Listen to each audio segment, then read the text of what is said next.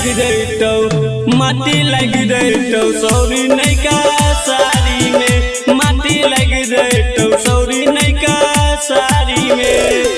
चल गेल सौरी गे चच के महीना गर्मी ते छुट्टो टोला टप टप पड़ी जाइए घर से ना बाहर रहिए बारी में गे बारी में माटी लग जैतौ सौरी नैका साड़ी में माटी लग जैतौ सौरी नैका साड़ी में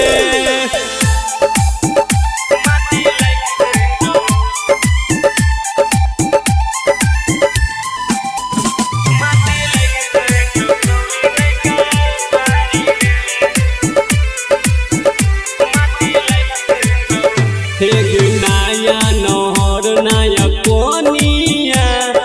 करे न जइहे गे कटनिया गे नया नहर नया कोनिया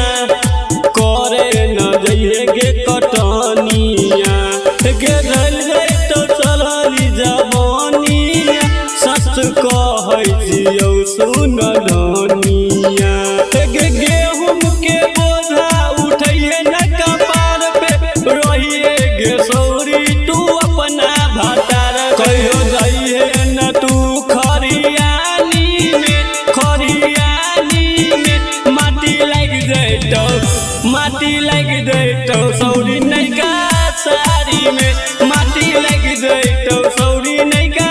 साड़ी में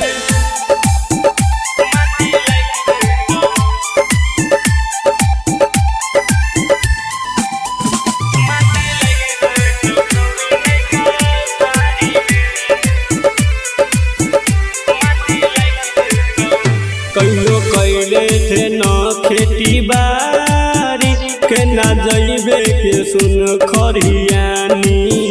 कहियो कैले थे न खेती बाड़ी के ना जइबे के सुन खरियानी करे जइबे कटनिया होइबे कारी सस कहै सौ सुनील से धारी बात मान जो न सौरी गे विष्णु देवर के रहिए तू सजा सबर के घर में गेहूं काटे न जाइए बसबारी में